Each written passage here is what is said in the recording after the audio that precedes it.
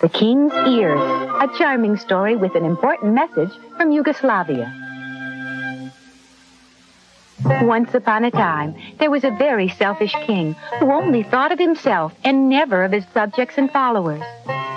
It is said that he would turn a deaf ear on any of their requests for help or advice. And the king had the very strange habit of wearing a cap pulled down tightly over his head wherever he went. He wore it when he ate, when he took his weekly bubble bath, and even when he slept. Strange rumors began. Some thought the king was bald, and others said it was just to cover up the hole in his head. No, that's not it. He has horns like the devil himself. Well, these were nothing but rumors and idle gossip, because no one had ever seen the king without his cap. No one, that is, except the barbers who cut his hair. But they weren't talking because no barber that ever entered the castle was ever seen again.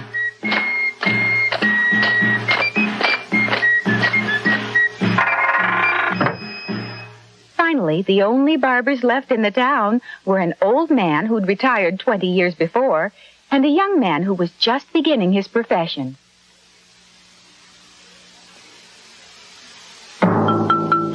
So it wasn't long until this new barber, too, was summoned to the castle. The new barber had expected this, but not so soon. When the barber entered the king's chamber, he found him seated in front of a large mirror. Well, don't take all day. Huh? Oh, right away, sir. Excuse me, Your Highness. May I?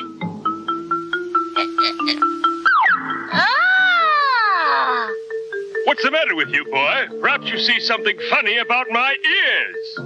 Why, no, Your Highness. They look quite fine and natural to me. Then get on with it, boy. Yes, sir. The new barber could hardly hold back the laughter as he worked. Why, those were the funniest ears he'd ever seen in his life. But he knew that if he did let out a laugh, he'd be thrown in the dungeon, or worse, quick as a flash. But even so, it wasn't easy to keep from laughing.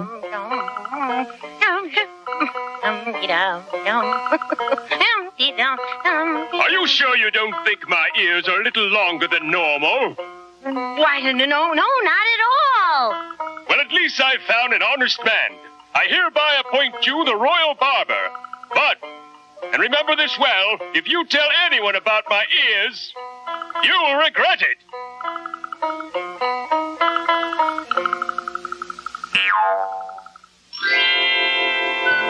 When the new barber got back to his shop, he found it overflowing with business.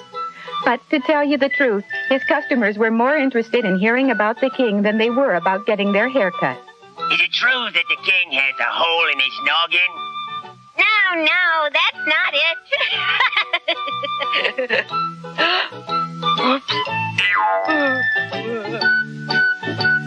Come on, you can tell us. But if he did, he knew it was curtains. Please, I just can't tell you. Those ears! Hey, you laughing at my donkey? No, it's just that... They say nothing is harder than keeping a secret, and the poor barber thought he was going to burst if he didn't tell someone. But when he tried, nothing came out. In fact, he began to swell up like a balloon.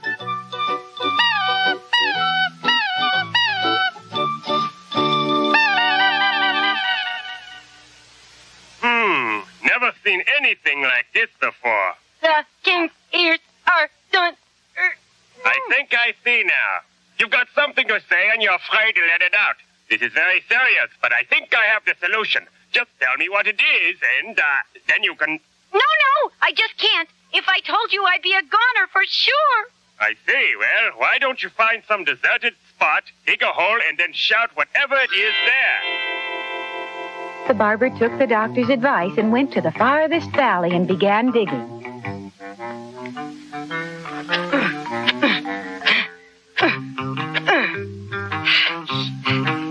The king has donkey's ears!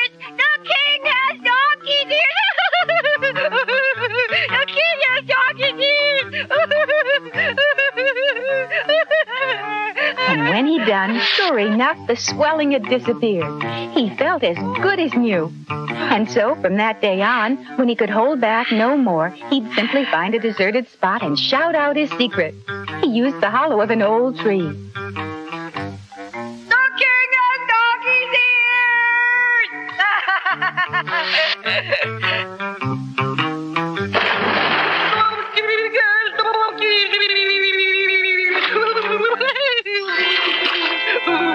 But not long thereafter, a most strange thing happened. A plant began to grow from the barber's shouting hole. One day, a shepherd was passing by and decided to make a flute out of a reed from the plant. But when he began to play...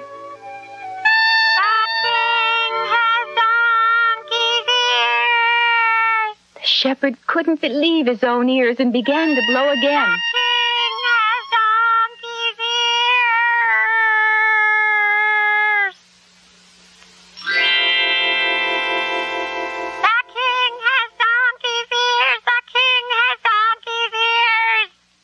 Enough. Now tell me where you got that flute.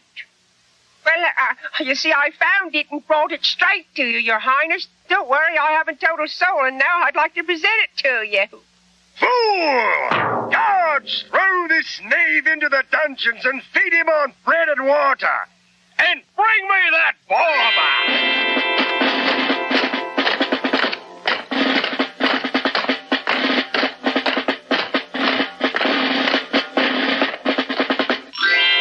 The barber pleaded with the king and swore that he had kept his word and not told another living soul about the king's ears.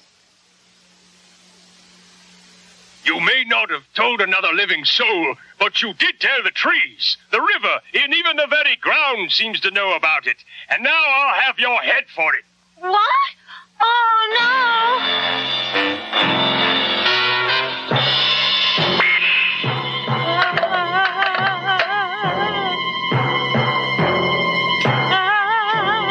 It looked pretty bad for the barber, but at the last second... Stop! Yikes! Did you hear something? I was sure I heard something out there. The king's long ears were most sensitive, and he was positive he heard something. And sure enough, from the tallest castle tower, a strange song could be heard floating on the breeze. The king has donkey's ears. The king has donkey's ears. That's right. The reed plant had begun to repeat the barber's words. The king has donkey's ears. And the tree, and even the river. The king has Their donkey's strange song grew and grew until it could be heard by everyone. It was even repeated by the bell in the church tower.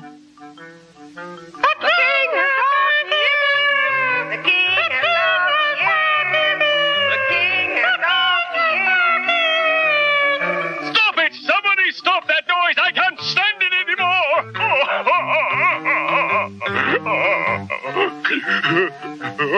I'm finished! No one will ever respect me now! Have you ever heard of anything as ridiculous as a king with donkey ears?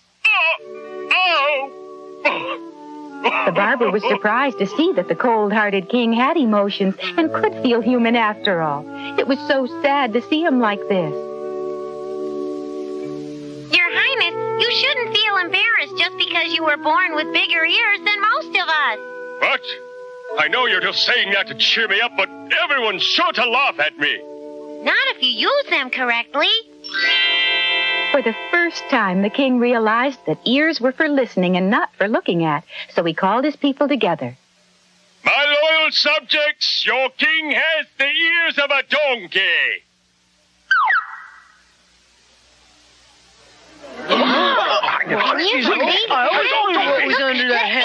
I was a fool, and it took a barber to convince a king that all great leaders must have large ears to listen to the hearts of their people.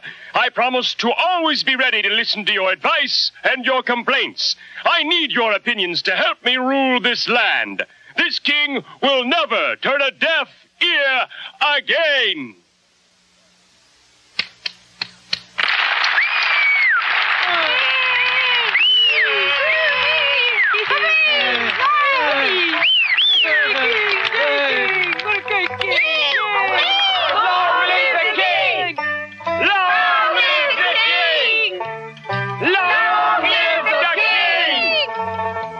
And from that day forward, no one ever teased the king behind his back about his big ears.